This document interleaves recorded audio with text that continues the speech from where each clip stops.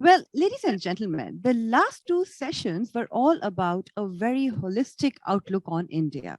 Let's now zoom in a bit. But before we move on, I request you all to please give us just 2 minutes while we line up the next panel for you.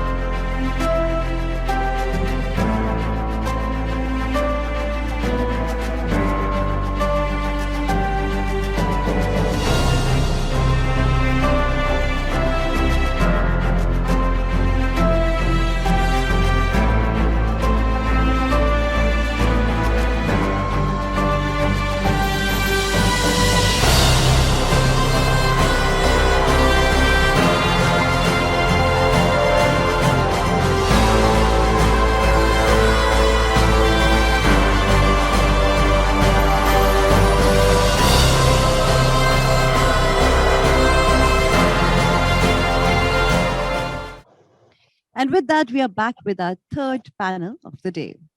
Moving ahead, with India's GDP having put foot on the accelerator, there are a few sectors that will provide the maximum fuel to growth. Is manufacturing one of them? If yes, how will it impact the growth wheel of India?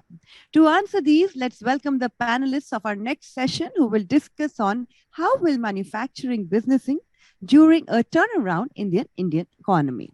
The panelists are Mr. Vikas Khemani. He is the CEO and CIO at Carnelian Asset Advisors. He's a chartered accountant and CFA charter holder. He has 22 years of capital markets experience, most recently as the CEO of Edelweiss Securities Limited, where he spent 17 years incubating and building several businesses to leadership, including institutional equities business and equity research. Vikas served as a member of the CII National Council on Corporate Governance and FICCI Capital Markets Committee. He has been awarded with Young Professional Achievers Award for the service sector by the Institute of Chartered Accountants of India in 2014. Our next panelist is Mr. Anup Maheshwari. He is the co-founder and Chief Investment Officer at IIFL Asset Management. Anup is responsible for the investment and strategy for IIFL AMC's business, including mutual funds and alternative investment funds. An alumnus of Indian Institute of Management, he has over 25 years of work experience in the financial services sector. Prior to IIFL, he has been associated with the DSP Investment Managers Private Limited for over 21 years as an Executive Vice President and Chief Investment Officer. He was also associated with HSBC Asset Management and Merrill Lynch India Equities Fund Limited. And our third panelist is Mr. Manish Sonthalia. He serves as the Chief Investment Officer and Executive Director of the Motilal Oswal Asset Management Company Limited. He has over 30 years of experience across equity fund management and research covering Indian markets with over 18 years with Motilal Oswal. He holds a bachelor degree in commerce from St. Xavier's College, Kolkata, and is a member of the Institute of Cost and Works Account of India, the Institute of Chartered Accounts of India, and the Institute of Company Secretaries of India. Let me now introduce you to the moderator for this session, Ms. N. Mahalakshmi, a financial journalist of 25 plus years in an authoritative media voice.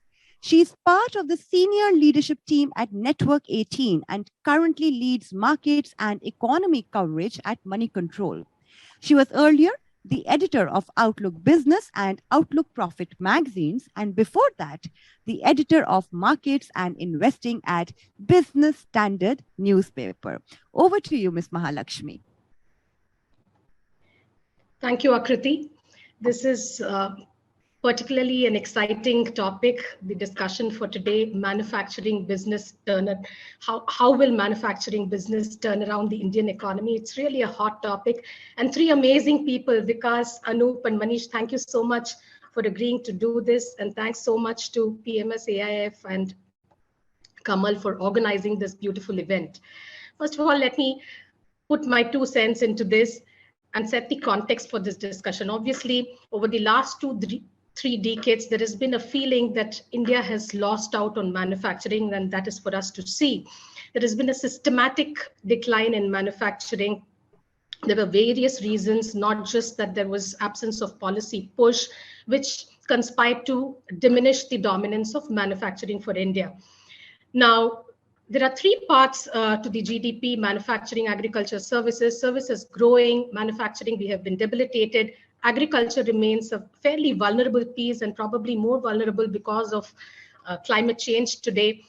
But this has an important contribution to make, and it is not just from contribution to GDP perspective, but a lot of second and third order effects. The fact that it can increase jobs, the fact that it can increase individuals of incomes of individuals and spur consumption.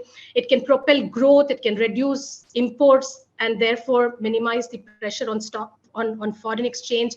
All of these important aspects to manufacturing. And now the administration has clearly recognized that this is a part of the economy that we cannot ignore. And the policy directive has been to strengthen manufacturing. And of course, we have tailwinds now. The macro geopolitical situation is also in our favor. There is this China +1, which has been playing out for more than 5 years now, Europe +1, and our own policies in terms of Atmanirbhar and all of that. So one, from the area that manufacturing can alter the course of Indian economy. And second, how does this really get represented in the stock market? What are the wealth creation opportunities that we can really benefit from? To discuss this, let me lead with Vikas. Vikas, tell us, how do you think the big picture really looks? If you just stretch out 5 years from now, let's start with 3 to 5 years from now, how do you see this manufacturing push really altering the complexion of the Indian economy? And of course, we'll take it from there. So first of all, thank you very much for having me, invited to this session, and especially with the company of the panelists who are accomplished in their field.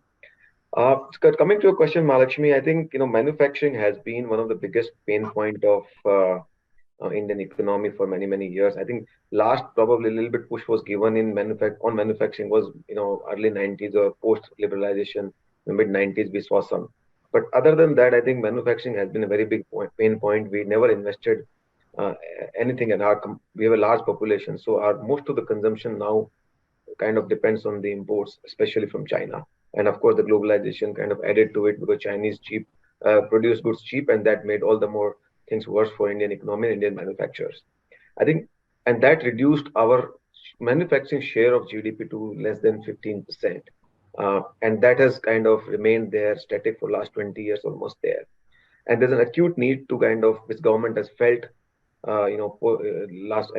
this government has been saying for some time, but I think in last 2 years, concrete measures have been taken to address this. And government is, of course, targeting to take this this share to 25%, which is not easy, which is very sort of aggressive task and tall ask. Of course, nothing is impossible. But even if I were to take, let's say, for time being, a mid number of 20%, right, which is fairly achievable. But that itself means that our Indian manufacturing GDP, which is thereabouts of $450 billion to $500 billion, will reach to almost close to $1 trillion, which means we'll be doubling our manufacturing GDP. And that has severe implications, specifically on three counts.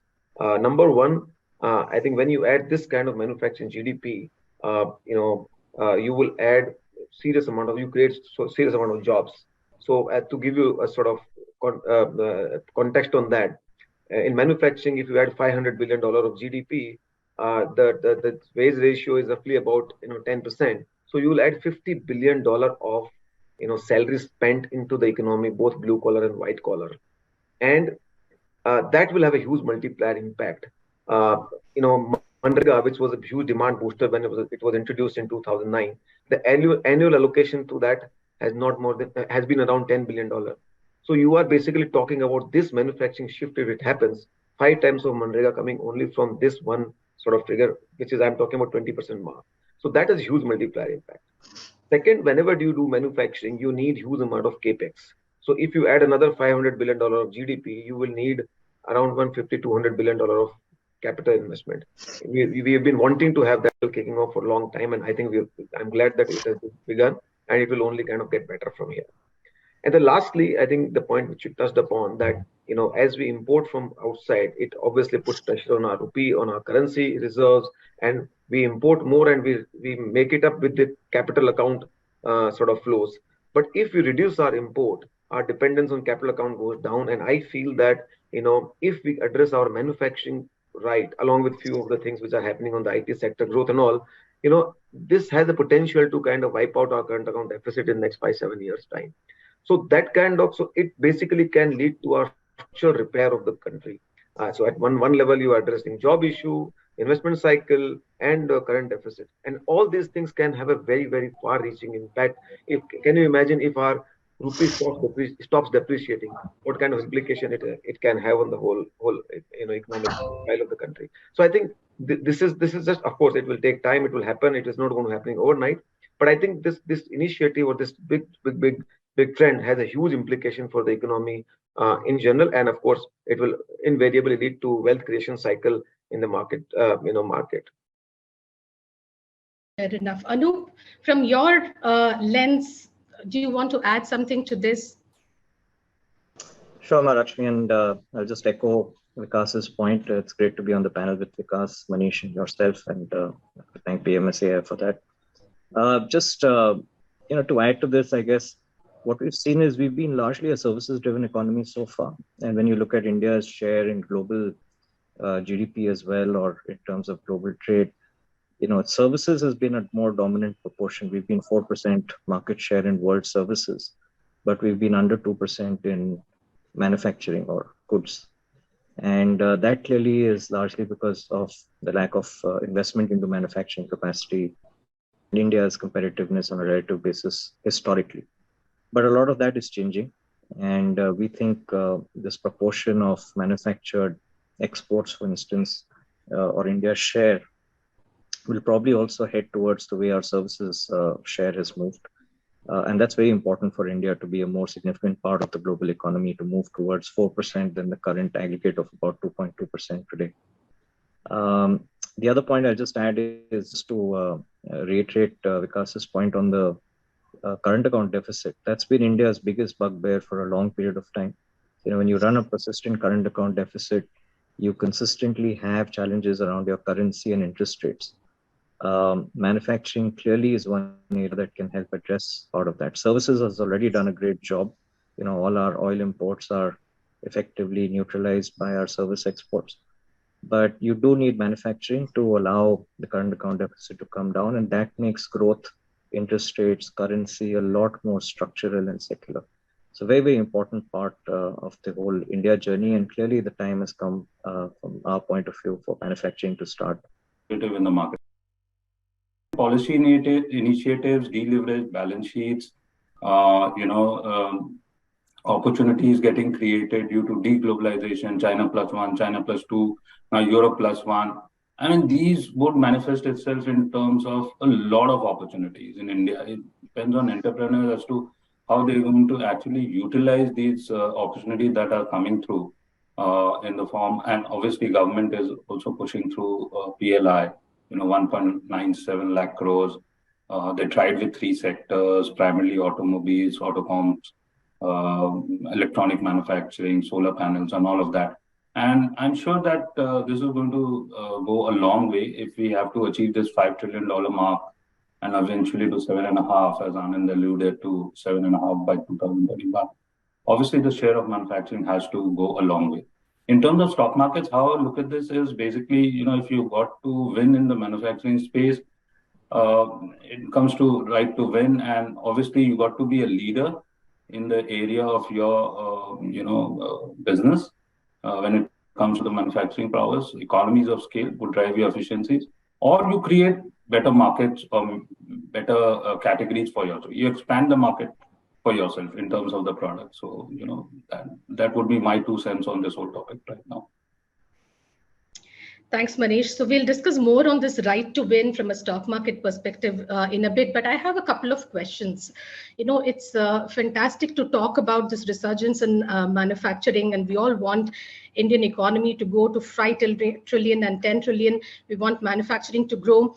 But here are my fundamental questions, which I think I also put to all the policymakers I go to, is that it's not that the first time that government is going for manufacturing incentives. I mean, we've seen this play in pockets multiple times in the past. But unless we have a path, for example, today, PLI is an incentive scheme with 5 to 6% incentive to bridge the cost of doing business in India, in a sense that it's essentially to bridge the inefficiency that the system imposes on businesses so that they become competitive. Unless we bridge this 5 to 6% gap over the next 5 years, which is also the targeted period for this incentive, do you think we will be able to cross the hump after 5 years? That's question number one. And I ask this because of two reasons. One is several of these businesses that are coming into India and creating jobs, the Foxcons of the world. These are assembly units where the units can just move overnight to other destinations, and those are becoming the key job creators. That's number one. Second thing is my conversations with a whole bunch of specialty chemical and chemical outsourcing companies which have presence in India as well as in other markets say that there is this strong China plus one push that is acting as a tailwind. And all companies are today willing to pay a 5-10%, 5 to 7, 8, 10% more for Indian manufacturing, for outsourcing from India, but with an understanding that the companies will be able to bridge that gap in 2-3 years, because beyond that, economics will have to take precedence. So, Vikas, do you today have the conviction and confidence that we will be able to overcome these humps? Yeah, I think very good question, Mahalakshmi. I think this is a question we get asked all the time, because given whatever has happened, there's a lot of skepticism around this. And so this is a very common question, what's different this time? And I will say there are 4 things which are kind of very different this time. Number one, I think government is making a really all-out concentrated effort in terms of making sure this happens, because government is acutely aware that our vulnerability on China is very, very high. And we know what kind of situation they are. They don't need to have a conflict on the border. They can switch off supply of your APIs and your entire healthcare system can come down, right? So, I mean, a lot of vulnerabilities are there. So government is very smartly, PLI is only one of the most popularized talk, but I will give you one nuance that PLI everybody knows. But one thing which I think is not talked about and maybe cannot be talked about is non-tariff barriers. Government is smartly adding non-tariff barriers, whereby, which can't be, which gives protection to the domestic industry. Like recently, you must have heard that toy import from China came down by 60%. Government made only one simple change, that all toy companies have to have BIS mark, and whom to give BIS mark, what pace to give it is completely on their hand, but that way only one single stop. So Indian, government has never used non-tariff barriers historically. First time, I mean, China has 4,000 non-tariff barriers, Japan has 2,000, India has 400. So now we are using first time, and these are the kind of measures which government is taking. So, and I can go on the subject. Also, government is very, very committed to make sure that the local industry thrives, gets opportunity, and protects them from unfair competition which is coming from China. So that's the one part, and that allows Indian ecosystem to get built. And I'm sure over a period of time, as economic of scale build, Indians are no less in anybody in any terms to compete on merits. And I think that is very, very clear. So next 4 or 5 years, we need support, and that government is providing. Number two, I think there's again a very big change happening is in terms of our cost competitiveness has automatically improved. China's minimum wages are about $800. India is about still 200. So China has anyway left that journey for long. They need to pump prime the economy through consumption, and hence that cost competitiveness has even in India's favor is building. Our power cost is cheaper than China's power cost today. Our logistics cost is inefficient, but that is being addressed. So I feel that naturally India is being cost competitiveness on many sectors. Of course, some sectors we don't have ecosystem to cater to the demand which India is building, which government is building through various support systems. Once that gets built, I don't think India is going to be less competitive unless on any count. And number three, China plus one, which is a demand pull, right? So today, I don't think any company can say that I'm importing 100% or I'll continue to import, even if it is cheapest from China. And that ship has again sailed. I think every company is looking to outsource, diversify their supply chain, and which is, I think, in works and happening. So, in my opinion, that's a 10-year trend, not even a 2-year trend. So right now, even if we get, I mean, we don't have ecosystem to cater to that entire thing. So short-term transitionally, it might look impossible, but I think in 10 years, you will see this number being a very, very big, serious number for India. And lastly, I think great part about India is that we have our own big domestic demand. So if any MNC wants to set up in India, any plant, they can set up for both export and domestic global scale capacity. So like Apple has set up, Samsung has set up second largest plant. So because, our own demand and export capability, global scale capacities can be set up, and that is attracting many, many MNCs here. So I think combination of these 3-4 factors, I think this time around, it's very, very different. Partly it is policy supportive, but partly it's also demand driven. And when both factors are at work, it is very highly unlikely that, this will be at risk. Anything is possible in future. Nobody has seen future. But I think this is a very, very credible move which is there. And I think if I take 8-10 years, I think we'll be looking at a very, very different complexion. And I'll only touch upon one small point which you mentioned, which is a very critical point, that you said that, what these are assembling here and it can be shifted. It is not the same case. Think about it. When Maruti came to India, it was importing 99% of the parts from Japan. And over the next 10 years, all components started getting built, ecosystem got built, and they made 99% parts here. And that entire auto component system which we built in India is actually then of Maruti and Honda at that point in time. They initially were assembling, but then as ecosystem got built, today our capability, competency in auto components is, I think, world known. We can compete with the best in the world. So today when they are coming as assembly, don't undermine them that these are only assembly. In fullness of time, we will see ecosystem getting built for the components. Indian entrepreneurs will come, businesses will come, attend to, and this will create a huge, large scale employment and opportunity for businesses in general. Fair enough. So I'll just respond to this last bit that you talked about, that, right now there seems to be a lot of resistance exactly for the same reason that you pointed out, that, while we are getting the assembly units out here, the ecosystem is not getting dislodged from Korea and Taiwan. Most of the ancillary industries ecosystem is very well established.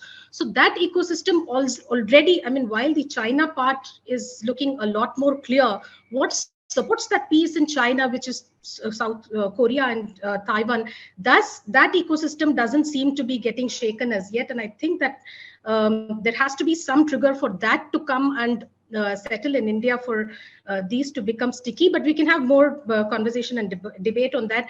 But Anup, do you accept these 3-4 points that Vikas talked about? Non-tariff barriers, of course, is a big part. But let's go in reverse. Demand. Demand is something.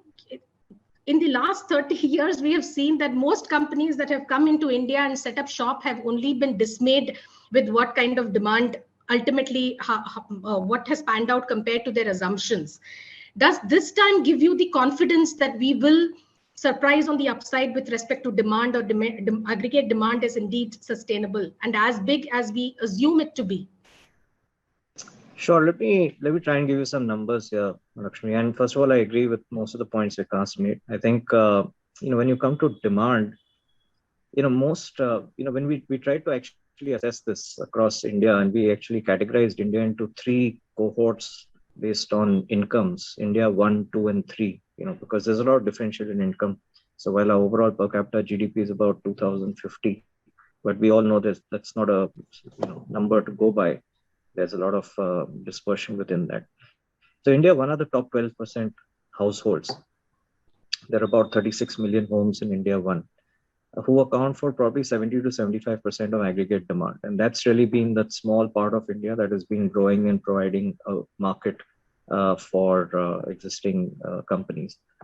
But what we find really interesting is India 2, as we call it, which is the next 24% homes, which is about 59 million households, who have a per capita income ranging between about $1,200 to $3,500. So India 1 is $3,500 and above. India 2 is $1,200 to $3,500. And that is the part of India that's actually, in terms of percentage growth rates, rising the fastest. So just mathematically, if India 2, 59 million homes continue to grow at the current pace, by the end of this decade, India 2 will start showing consumption patterns of India 1, because your discretionary income keeps rising. Now, there are very few places in the world where you will add that many consumers over the course of a decade. So 59 million homes, let's say in India 2, to convert it to consumers, we normally just multiply it by 2.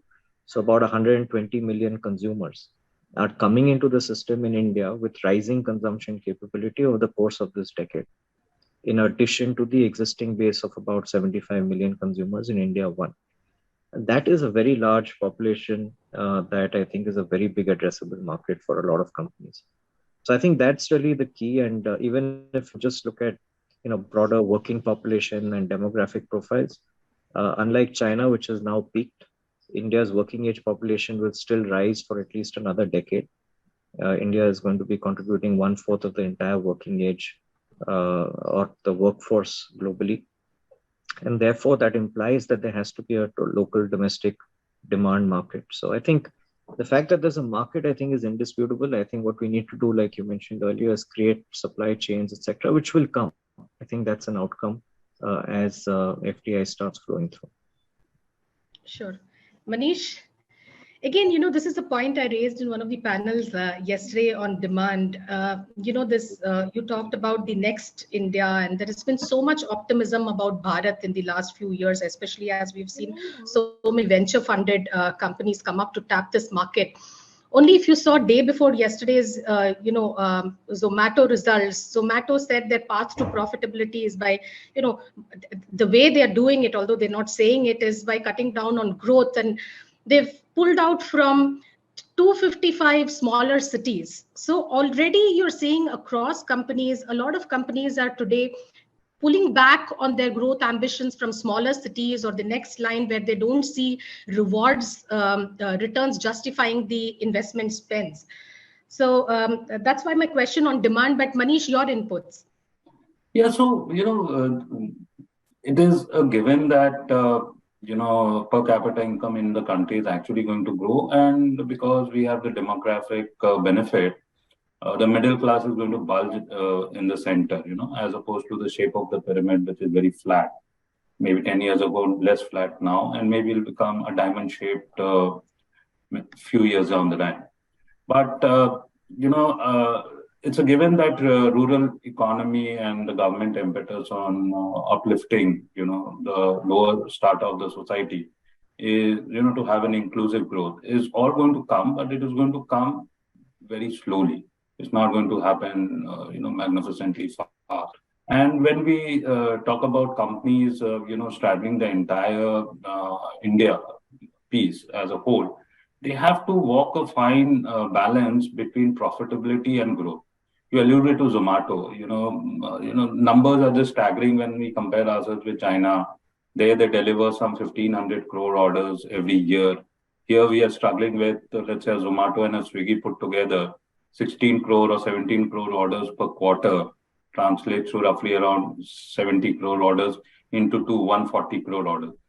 So, it's and if you see how the trajectory on growth has played out when we compare ourselves to China, it's exactly the same, right? So, the runaway for growth, let's say in the case of food delivery, from 200 crore orders going up to, let's say, 1200 crore orders, that is a path that is to be given. But the whole thing is spending power in rural India is not as big as that of urban India. So, you get your profits in food delivery, let's say in urban parts of the country. When you're listed in the marketplace, when you talked about TAM, investors punished the company, right? You didn't show the path to profitability. Now they're course correcting that. They are showing them the path to profitability. And once they have a handle on the margin number, the growth will also come through. It's a big picture that is likely to play out that way. So I think this inclusive growth will all depend on government's help, allocations, and gradual upliftment of people out of the lower income, so to speak, and come into the middle class, which is obviously going to grow. A lot of rural India is going to migrate to cities. That's also the big picture theme for the next 5-10 years. Consumption is here to stay. So I would look at it that way. Fair enough. Vikas, so from a stock market perspective, how do you see this opportunity really play out? One is, of course, all these trade plays that we have seen, whether it is Dixon or Aarti Industries or a whole bunch of companies. But there, the market has already recognized those opportunities for for a good many years now. Are there any other pockets? I mean, do you look at it any differently in terms of how, if you take a slightly longer term frame, let's say 3 to 5 years, do you see these playing out any differently, any new opportunities? For example, if we were to assume jobs are going to be in demand, would you look at staffing companies? Is there any different way of playing these streams apart from what we already see talked about? First of all, I think Mahalakshmi, it's a very large decadal opportunity, and I think, in my opinion, it'll be very big disservice to say that it has played out, because I think in any part, first 2 years, of course, there's a euphoria, then this consolidation happens, and then I think again the next leg of run happens. It is part of any sort of run. To give you some sense, I think if you look at 2002 to 2008 run, which was largely capex and investment cycle driven, in that period, companies like Bharat Forge went on to become 15x. Thermex became almost 17x. L&T became almost 15x. Now, I mean, if you kind of early part write it off, and I remember that time because we had started, and some people said, "Our stock has gone up 100%. Why should we play now?" And you miss out on the low. So I think I would say probably first of all, one should not be worried about, because it's a long decadal trend. Of course, you can't go and back and buy in 2020. If I had choice, I would definitely go and buy back, right? So it is right now, according to me, it's early stage, it's not really very late stage. Number one. Number two, I think so first you play through the sectors which are beneficiary, where whether it is chemicals, specialty chemicals, APIs, consumer electronics, defense, capital goods, toy manufacturing, footwear manufacturing, engineering services, building materials. I mean, it is a very, very, very wide, because we practically import a lot of things. I mean, from China and elsewhere. So first is import substitution, and then export tapping opportunity. Once you have capability, you do see that. So I think the opportunities from both fold, and hence, and in manufacturing, the opportunities are always in step function, because you got to do capex before you get the growth. So you will always see stocks doing well in step function. So it's a huge sort of first order play, and then of course second order play like staffing companies and many more. One can there will be lots of derivatives, and I'll tell you that we every day encounter something new, that this sector is also beneficiary from this. So because when a massive trend comes about, it plays over a period of time, and then you tend to sort of see a very broad based opportunity profile, and still you are seeing many companies coming about which are at early stage, which can become 5x 10x in fullness of time. So I would say that look at from that point of view. And Also, I think, it will be wrong to assume that there won't be any hiccups. There won't be, it's only one way green path. There won't be any challenges. There will be challenges. There will be, periods of correction, periods of volatility. No sector has that. I mean, when we had IT cycle, which has created massive wealth in India, we've seen many stocks corrected 30, 40% in that cycle, and then still went on to become 100x and 200x, right? So I, in that sense, see manufacturing pretty in the same way where probably IT was in mid 90s, or China was there in probably early 2000s, from a manufacturing standpoint of view. So currently, whatever sectors which I just outlined are there, and many more are emerging.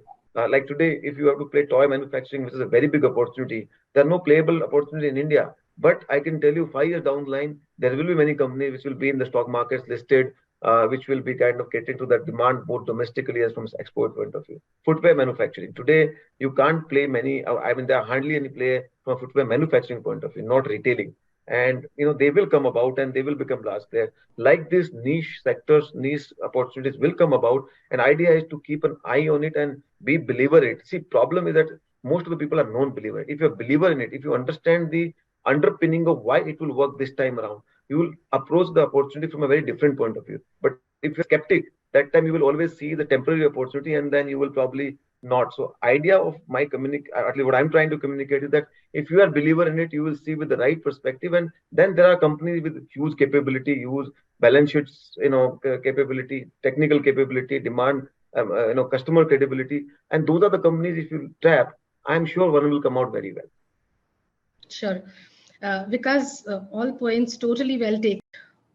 You are saying manufacturing is in the mid 90s of the IT cycle.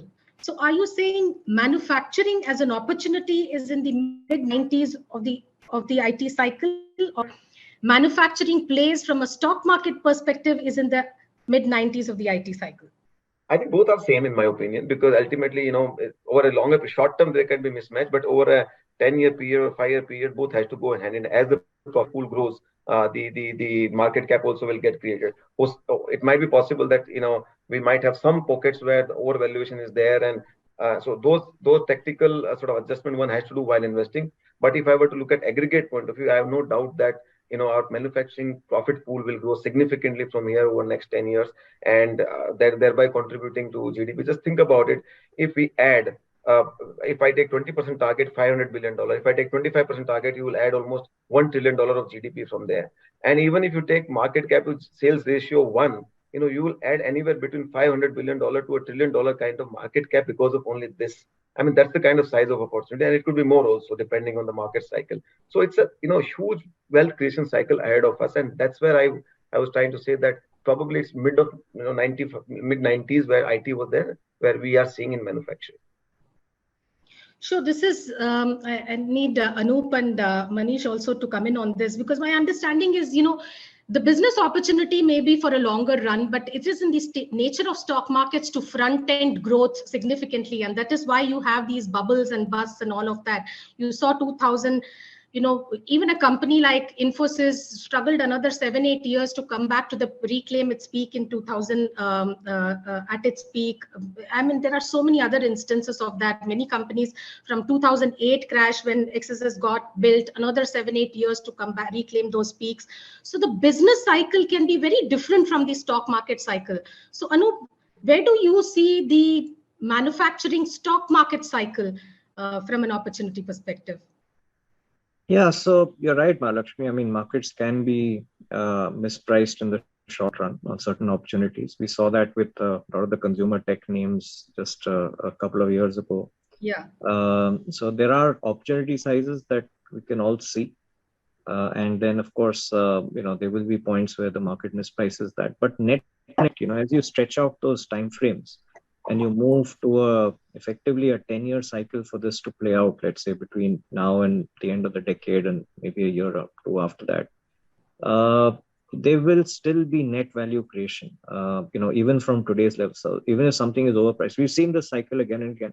Things correct, a lot of peripheral players fall out, strong players get stronger. You start establishing who the big beneficiaries are, who the larger companies are, and who are capable of scaling and who are not. and eventually there's a lot of market cap that tends to come through. So if you look at it over a decade period, I think there's a lot of market cap that has to be built up by virtue of manufacturing increasing as a proportion of GDP. That is not captured today, at least from a stock market point of view. If you look at the components of the index, today 50% of the index is still financials and IT, which are more service-driven economies. So manufacturing is still a much smaller portion of the index as compared to what it could be if such a cycle were to play out. Sure. And you see this expansion in market cap coming from new listings or existing listings growing bigger? I think it'll be a mix of both. You are bound to have companies coming to the market for capital because this is going to be a capital intensive process, obviously. So you will have new companies that will come. Maybe they're private today, will get listed at some point. There may be some companies where you may not have access to if there's foreign direct investment coming in and routing investments in the ground into the form of exports. Maybe we may not even have access to that in the markets. But suffice it to say, I think there'll be enough money-making opportunities. You know, when so much of value gets created, there are ancillary benefits, there are other as I said, the whole component chain, there are many companies that within that will end up benefiting. So net, there will be a value creation for the country as a whole, and there's some part of it will obviously get captured in the market. Fair enough. Manish, where do you see manufacturing opportunity from, in terms of cycle, and what are the various ways through which you are playing this opportunity?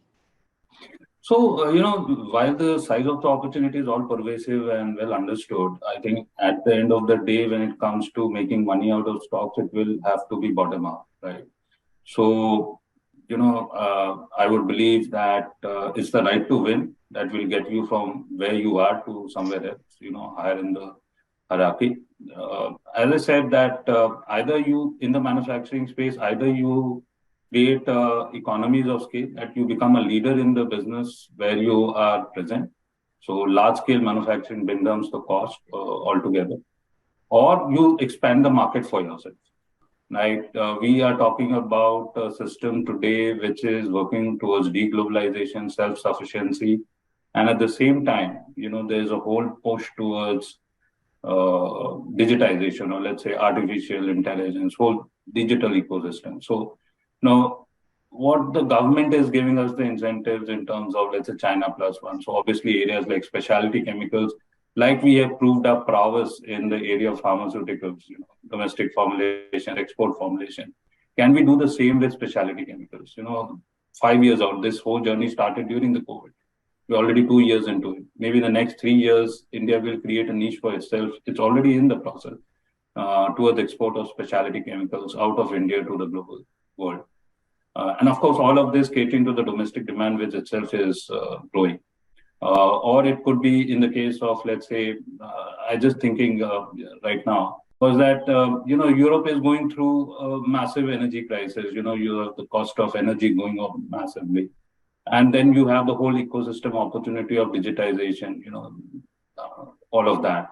How do you fulfill the need for power to actually go through this whole digitization? You won't have power. Can this actually create an opportunity to export power-related products out from India to Europe? Like India created a name for itself in the IT space. Today we are at market share of roughly 4-5% in the global context. Or in the case of, let's say, pharmaceuticals, or let's say an automobile component export, we're exporting close to $19-20 billion worth of auto comps out of India. So can this happen for power-related goods, right? Can this from 0% market share reach that 4-5% market share? If this is doable, then obviously P multiples won't matter, right? Every P multiple would look very expensive. So keeping in perspective the bottom-up approach in terms of how the growth is shaping up for these individual companies, right? And how the profits are coming through. That will determine and what the valuations are. So valuations, I think, would not be the right metrics to look at when we talk about manufacturing prowess coming to India, because it will all seem very, very expensive. But if the juggernaut has started rolling when it comes to fulfilling domestic demand as well as export opportunities out of India, you could have very exciting opportunity. Government talks about Atmanirbhar. So if defense, which has roughly 2 lakh crores of budget every year, and most of this come in this 300 negative list item. I mean, no P multiple seems to be very expensive if you talk from a less 5 to 10 years perspective, right? We're already seeing all of that play out in the market where, as they say, markets are erroneous about pricing how the profit growth is going to play out 5 to 10 years down the line, but they are very correct about the valuation multiple 1 to 2 years down. So the size of the pie just keeps on shifting to the right, as you progress in time. So I think this is the path to understanding how much money is going to be made by these individual companies, what is the right to win, and then the balancing figure would be the valuation, and then that is how you would likely make money. Sure.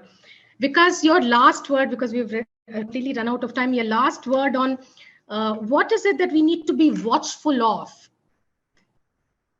if at all?